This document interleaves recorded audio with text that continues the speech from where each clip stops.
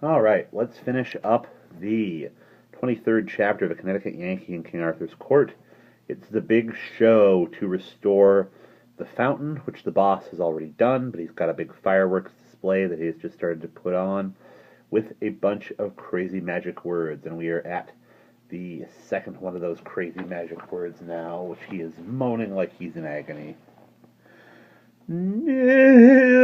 Listen, dynamite, leader Cassius, precontested versus Shuggin, and turned on the red fire. You should have heard the Atlantic of people moan and howl when the crimson hell joined the blue. After 60 seconds I shouted, Transvaal, trop and trap or trample there, till Berungstenet Dragody, and lit up the green fire. After waiting only 40 seconds this time, I spread my arms abroad and thundered out the devastating syllables of this word of words. Mekel, Musselman, Masmenchen, Durham, Horum, Mutt, Mamor, Moment, Matcha, and whirled on the purple glare. There they were, all going at once, red, blue, green, purple, 4 furious volcanoes pouring vast clouds of radiant smoke aloft, and spreading a billowing rainbow noonday in the furthest confines of that valley. In the distance one could see that fellow on the pillar, standing rigid against the background of sky, his seesaw stopped for the first time in 20 years. I knew the boys were at the pump now and ready, so I said to the abbot, The time is come, Father. I am about to pronounce the dread name and command the spell to dissolve. You want to brace up and take hold of something. Then I shouted to the people, Behold, in another minute the spell will be broken, or no mortal can break it. If it break, all will know it, for you will see the sacred water gush from the chapel door.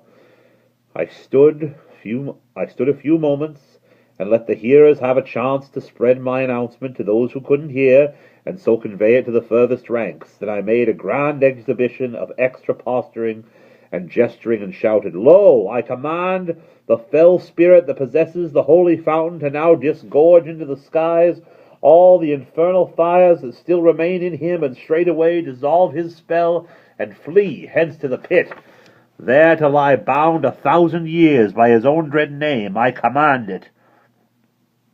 Boigjaka! Then I touched off the hogshead of rockets, and a vast fountain of dazzling lances of fire vomited itself toward the zenith with a hissing rush, and burst in mid-sky into a storm of flashing jewels.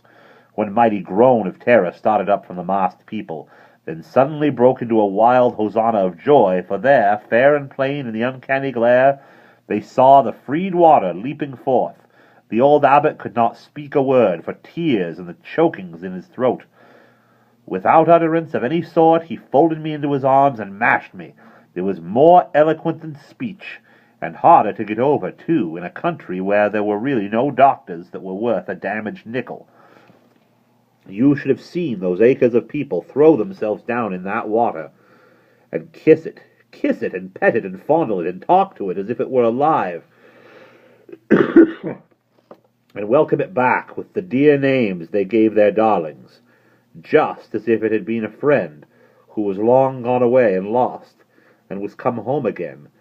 Yes, it was pretty to see, and made me think more of them than I had done before. I sent Merlin home on a shutter.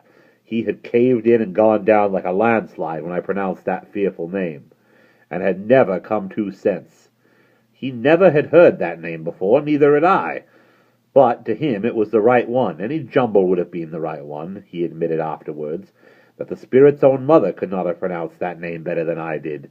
He could never have understood how I survived it, and I didn't tell him. It is only young magicians that give away a secret like that.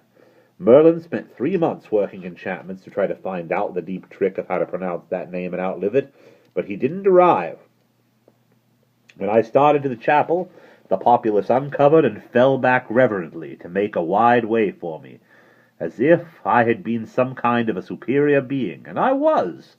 I was aware of that. I took along a night shift of monks, and taught them the mystery of the pump, and set them to work, for it was plain that a good part of the people out there were going to sit up with the water all night. Consequently, it was but right that they should have all they wanted of it.